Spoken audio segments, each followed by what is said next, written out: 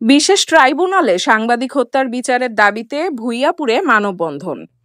ভূঁইয়াপুর টাঙ্গাইল থেকে মুহাইমিনুল ইসলাম হৃদয়ের পাঠানো তথ্যচিত্রে বিস্তারিত দেখুন।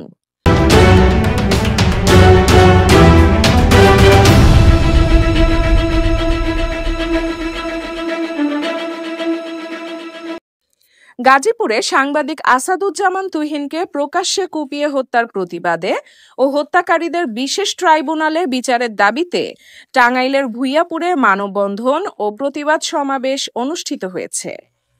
শনিবার বেলা 12টায় ভূঁইয়াপুর প্রেস ক্লাবের আয়োজনে প্রেস ক্লাবের সামনে এ কর্মসূচি পালন করা হয়।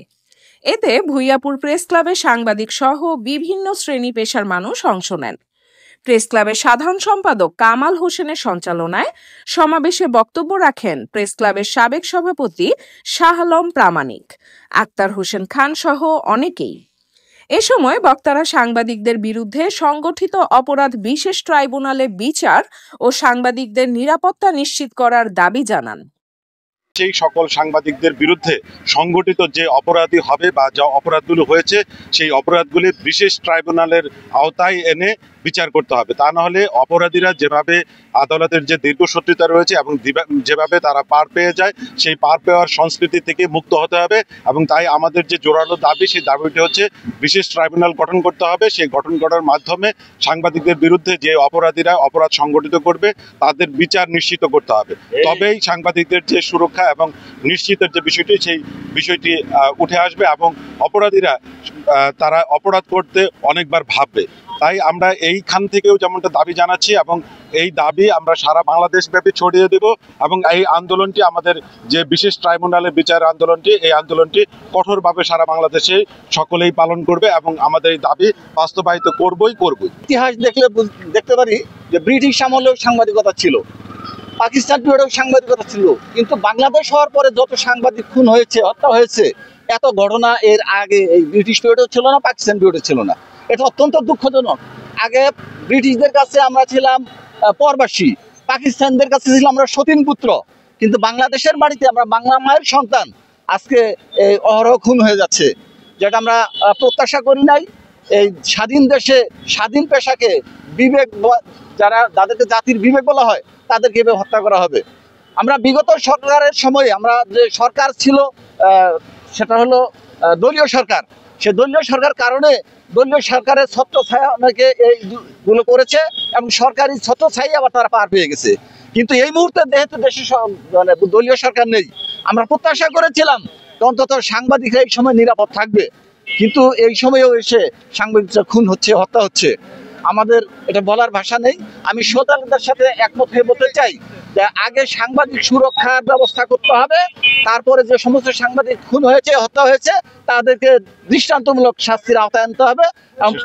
সেটা হলো যে জাতি যেন দেখতে পারে যে সাংবাদিকদের গায়ে হাত দিলে তাদের কি ধরনের শাস্তি হয়। আমরা কেন মাঝে মাঝে এইভাবে দাঁড়াবো? সাংবাদিকরা তো কোনোদিন কোনো রাজনৈতিক প্রতিপক্ষ না। যে সুযোগ পাবে সেই আমাদের ক্রিকেট মাঠের মতো বলকে ব্যাট দিয়ে পিটাবে। আমরা এরকম নির্যাতনের শিকার হতে পারি না। আমাদের কাজ হলো কলমে সমস্ত ঘটনা তুলে ধরা এবং সচিত্র প্রতিবেদন তৈরি করা। যে সাংবাদিক সুরক্ষা আইন করতে হবে এবং সরকারের কাছে জোর দাবি জানাই যে হত্যাকাণ্ড ঘটেছে, এই তুহিনকে যেভাবে নৃশংসভাবে হত্যা করা হয়েছে, এই হত্যা যেন বিশেষ ট্রাইব্যুনালে বিচার করা হয় এবং বিশেষ ট্রাইব্যুনাল গঠন করা হয় এবং সেই বিচারের মাধ্যমে দৃষ্টান্ত স্থাপন করতে হবে যারা হত্যাকারী। ইতিমধ্যে 7 জনকে গ্রেপ্তার করা হয়েছে, এদের দৃষ্টান্তমূলক শাস্তি, ফাঁসি দাবি করছি এবং এই ফাঁসির মাধ্যমে সারা বিশ্বে যারা রয়েছেন, সারা দেশে যারা রয়েছেন, তারা যেন বুঝতে পারে যে সাংবাদিকদের উপর হাত তুলে, সাংবাদিকদের উপর অন্যায় অত্যাচার করলে তাদের পরিণতি কতটা ভয়াবহ হতে পারে, এই হত্যার মাধ্যমে সেই দৃষ্টান্তমূলক শাস্তি দাবি করছি যারা অপরাধ হয়েছে। এছাড়াও যারা ইতিপূর্বে সাংবাদিকদের উপর অত্যাচার করেছেন, হত্যা করেছেন, তাদের উপর নির্যাতন চালিয়েছেন, তাদের বলতে চাই তারা যে দলেরই হোক না কেন, তাদের যে পেশায় থাকুক না কেন, ভবিষ্যতে যেন কারো কোনো সাংবাদিকের উপর কেউ হাত তুলতে না পারে। আমরা সকল সাংবাদিক, সারা বাংলাদেশের যত সাংবাদিক রয়েছেন তারা আমরা একতাবদ্ধ আছি। আমরা প্রত্যেকটি জায়গায় আমরা একতাবদ্ধভাবে সকল কিছু মোকাবেলা করবো, যাতে করে কেউ আমাদের উপরে পরবর্তীতে কোনো ধরনের আঙ্গুল তুলতে না পারে, অত্যাচার করতে না পারে, হাত তুলতে না পারে। আমরা ভূঁইয়াপুর প্রেস ক্লাবের সকল সাংবাদিক একতাবদ্ধ রয়েছি। সাংবাদিক নির্যাতন, হত্যা দীর্ঘদিন যাবত চলে আসছে, এটা এখন বর্তমানে আরো বৃদ্ধি পেয়েছে। আমরা এইভাবে চলতে দেওয়া যায় না, এইভাবে চলতে পারে না। আমরা ভূঁইয়াপুর প্রেস ক্লাবের পক্ষ থেকে এটা তীব্র নিন্দা এবং প্রতিবাদ জানাই।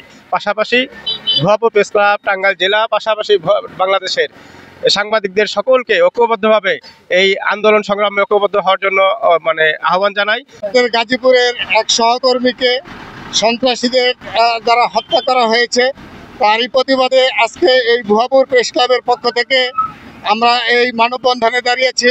এই মানববন্ধনের মাধ্যমে আমরা দেশবাসীকে তথা সরকারের জানাতে চাই, সাংবাদিকদেরকে যেহেতু রাষ্ট্রের 4টি স্তম্ভের একটি স্তম্ভ মনে করা হয়, অথচ সাংবাদিকদের নিরাপত্তার কোনো ব্যবস্থা রাষ্ট্র কর্তৃক আমরা এখন পর্যন্ত দেখি না।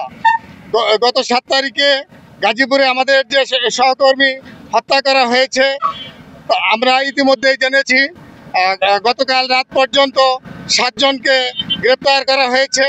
শুধু এই গ্রেপ্তার পর্যন্ত শেষ রাখলেই চলবে না। আমরা এই মানববন্ধনের মাধ্যমে দাবি জানাচ্ছি যে এই যে যাদেরকে গ্রেপ্তার করা হয়েছে তাদেরকে দ্রুত বিচার ট্রাইব্যুনালে এনে তাদেরকে যেন দৃষ্টান্তমূলক বিচারের আওতায় আনা হয়।